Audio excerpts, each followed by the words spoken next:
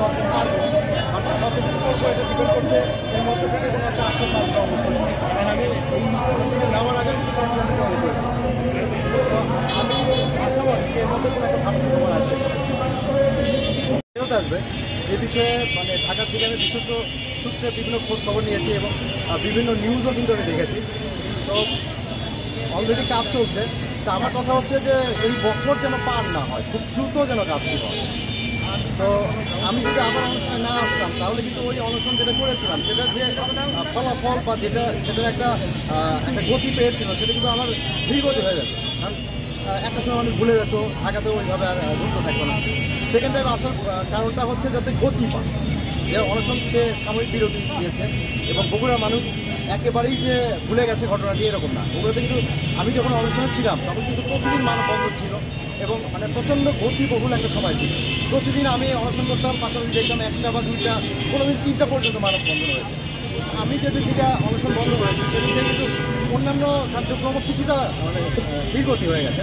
তা আমি আবার ফিরে আসার কারণটা হচ্ছে যে না, আমরা বগুড়াবাসী এই দাবিটা মানে এখনও ভুলে যায়নি।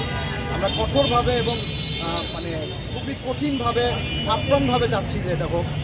তো যেহেতু ঢাকায় কার্যক্রম চলছে, তো আবারও এই অনশন করার ফলে সম্ভবত একটু পরে কোনো একজন মন্ত্রী এদিকে যাওয়ার কথা এবং মন্ত্রী সাহেবের চোখে অবশ্যই পড়বে আমার যেটা মনে হয়। এমন একটা জায়গায় আমি দাঁড়িয়েছি যে ওনার গাড়িতে এদিকে গেলে, যেহেতু উনি ঢাকা থেকে আসছেন এবং ওনার কানেও খবরটি যাবে হয়তো মিডিয়া মারফত, বাট উনি যখন সতর্কে দেখবেন তখন কিন্তু ওনার কাছে একটা মেসেজ যাবে যে বগুড়াবাসী অনশন করছে, বগুড়াবাসীকে এখনো ভুলে যায়নি।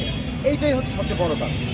আচ্ছা রুমেল, আপনাকে থেকে আরেকটি কথা জানতে চাচ্ছি। এর আগে আপনি একটি আমরণ অনশন পালন করেছেন, কিন্তু এবার এই গলায় এবং হাতে লোহার শিকল দিয়ে এই অনশন কারণটা একটু জানাবেন। আসলে আমরণ অনশন মানে আমার এটাও আমরণ অনশন, কিন্তু বাংলাদেশের প্রেক্ষাপট তো এই ধরনের প্রতিবাদী কর্মকাণ্ড হয় না বাংলাদেশে, সাধারণত দেশের বাইরে হয়, আর কিছু হয় ঢাকাতে। তো যার কারণে বগুড়াবাসী কিন্তু এই ধরনের প্রতিবাদ কখনো দেখেনি। তো যেহেতু অনেকে ট্রল করে, অনেকে অনেক ধরনের প্রশ্ন করে, তো প্রশ্নবিহীন থাকার জন্য কিন্তু আমরণের জায়গায় আমি প্রতিবাদী লিখেছি।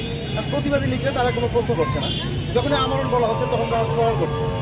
ট্রল করলেও সুবিধা আছে, বাট প্রতিবাদকে যখন ট্রল করে প্রতিবাদটার ভ্যালুটা নষ্ট করে দেয় তখন কিন্তু সমস্যা হয়। তা আমি এটাও আমার অনশন, যেহেতু অনশন ঢাকায় অনেকে প্রতিবাদ করেছেন, সেগুলো কিন্তু খেয়ে দেয়, মানে জাস্ট একটা ব্যানার নিয়ে মানে প্রতিবাদ করেছে একটা নির্দিষ্ট সময়। কিন্তু আমার কিন্তু এটা হচ্ছে কঠিন একটা জিনিস, মানে যেখানে কোনো খাওয়া নাই, একেবারে হচ্ছে জীবনটাকে বাজি রেখে। আচ্ছা, এবার কি ভেন্যু বাতিলের এই সিদ্ধান্ত, মানে ভেন্যু ফিরে পাওয়া না অব্দি কি এই অনশন চালাবেন? আমার ইচ্ছা আছে, কিন্তু আসলে তো সামর্থ্যের উপরে। এখন মানুষ চাইলেও অনেক কিছু করতে পারে না। এখন দেখা হচ্ছে আজকেই যেরকম বৃষ্টি পড়ছে, আমি চাইলেও এখানে দীর্ঘক্ষণ থাকতে পারবো না।